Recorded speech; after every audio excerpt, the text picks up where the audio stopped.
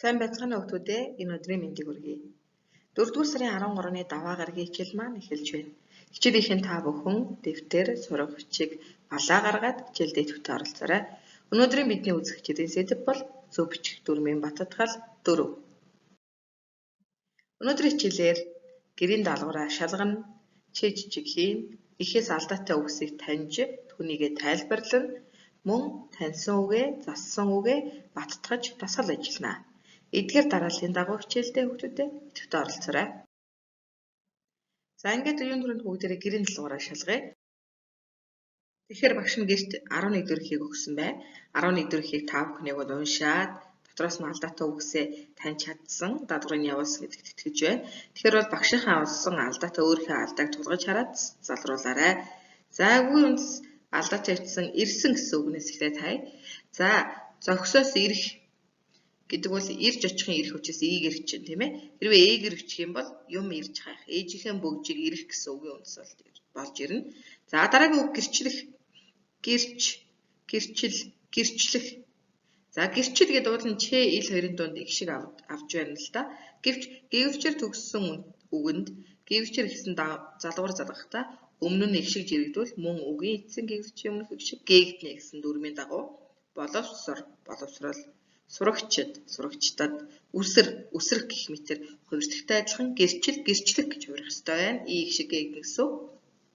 За 6-г нь гэдэг үгийг бол манай хүүхдүүд сайн таниана.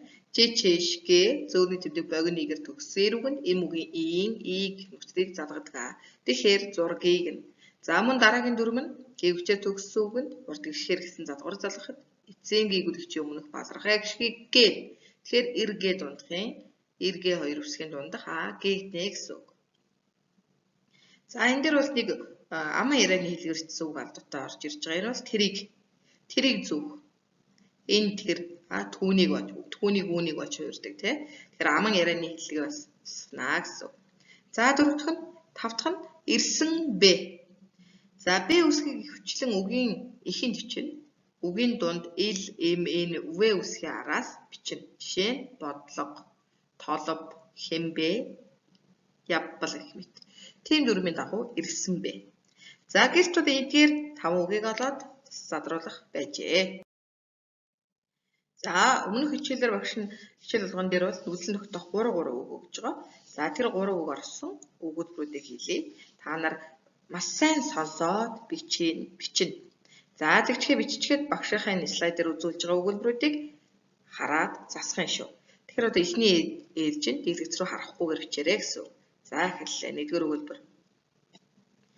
Агуу ухаантай хүний үгийг сонсох хичнээн сайхан бэ.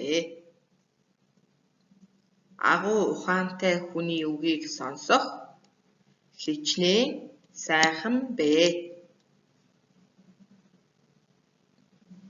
2. Азраг адууга хураахаар аав мордлоо. Азраг адууга хураахаар аав мордлоо. За сүүлийн өгүүлбэр хүүхдүүдээ сайн сонсоорой. Ээж хэлэхдээ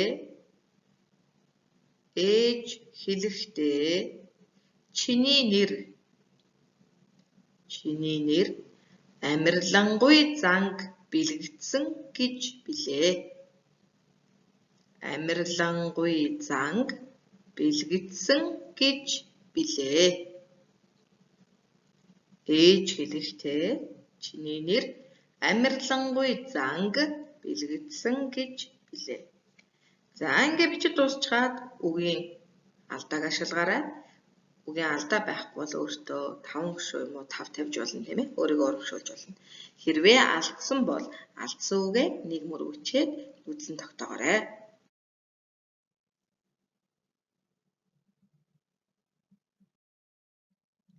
Өнөөдрийн ажлах ихээ харъя хүүхдүүдээ. За ихээс алдаатай үгийг таних тайлбарлах дасгал маань 12 дугаар ихээр үргэлжилж байна. За багш нь үгийг ихийг уншъя. Таны энэ гутал хэддүгээр зууных вэ гэж орчуулагчаараа дамжуулан асуухад нь би дэлхийн дайдад нэрээч мөрөөч мөнхөлсөн Чингис хааны удамт Монгол хүн. Миний өвөг эцэг 100-аад жилийн өмнө энэ гутлаа өмсчхөөд Шоргоолж шиг язгансан хятад цэргүүдийг тариа хадах шиг хяргаж, морин туурайгаар гიშгэж, энэ урт цагаан хэрмийг давуулж байсан гэдэг юм. Одоо би өвөг эцгийнхээ мөрөөдлийг биелүүлж, урт цагаан хэрмэн дээр гიშгэж байна. За ингээд багшаасаа гадна бол 2-3 удаагийн уншлагыг хийгээд нүдлэн тогтоож харах хэрэгтэй. За харж хаад алдаатай үгсийг бол уншчих явцдаа. Энэ бол алдаатай байж магадгүй. Шууд таньсан бол зураад явчих хэрэгтэй тийм ээ. За ингээд зураад өөртөө цаг гаргаж ажиллана гэж найдаж байна. Одоо бол багш нар үгийг өгье. Та нар олсон үгээ багшийнхаа хувилбартай тааруулаарай. За хиддгээр мөнхөлсөн, өмсчхөөд, язгансан, хэрмийг гэсэн 5 үг алдаатай. За энэ бол бидний бас өмнөх 11 ихэд гарсан алдаанууд байна. За хэд дүгээр эвшиг зохицох ёсыг зөрчөөд дугаар гэжчихсэн байсан. Тэгэхээр ийм эгшгийн араас ийм эгшиг орсон хувилбар явнаа гэдгийг санаад хэд дүгээр. За мөн дүгээр дугаарыг тухайн үгэнд нийлүүлж бичнэ гэдгийг санаарай хүүхдүүд. За мөнхөлсөн. Заримдгаар төгссөн үгээр үгэнд ил дагаврыг залгахад эгшгээ өмнө аавна тийм ээ. Тэгэхээр тэр дүрмийн дагуу мөнхөлсөн. Мөнхөлсөн.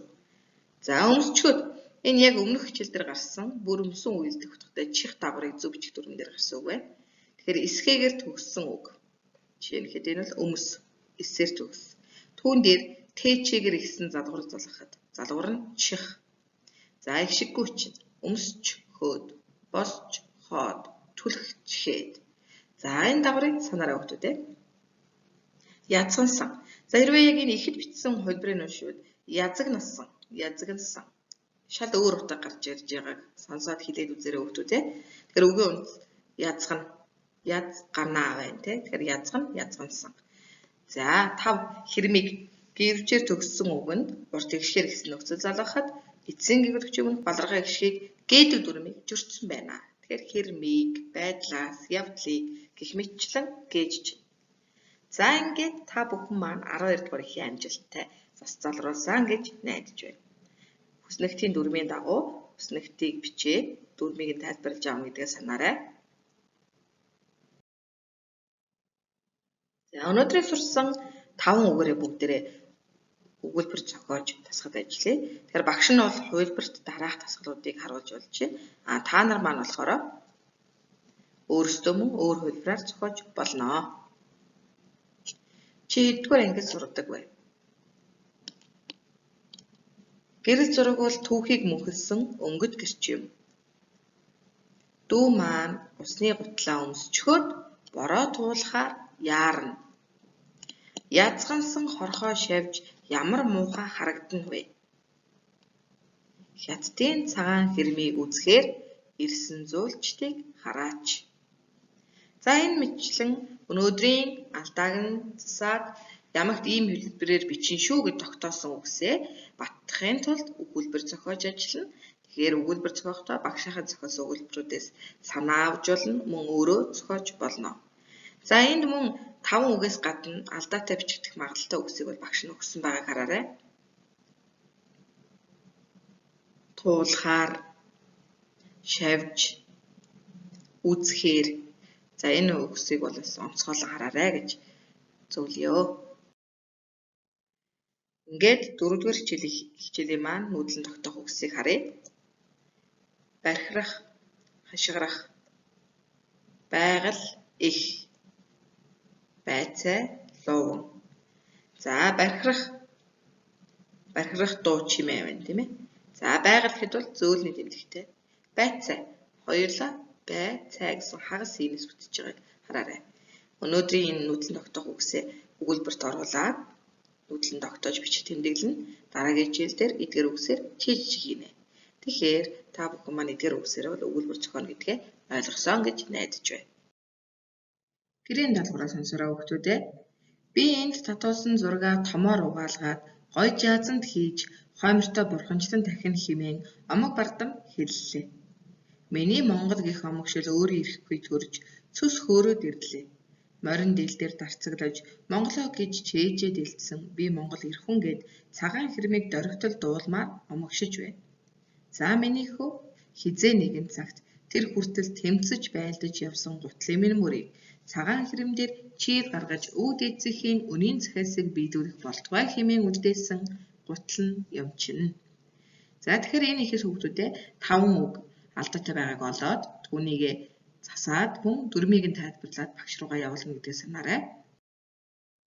Даалгавраа 4-р сарын 15-ны дотор боги 372@gmail хаягаар явуулна шүү. Ингээд өнөөдрийн хичээлд анхааралтай оролцсон хүүхдүүдтэй баярлалаа. Баяртай.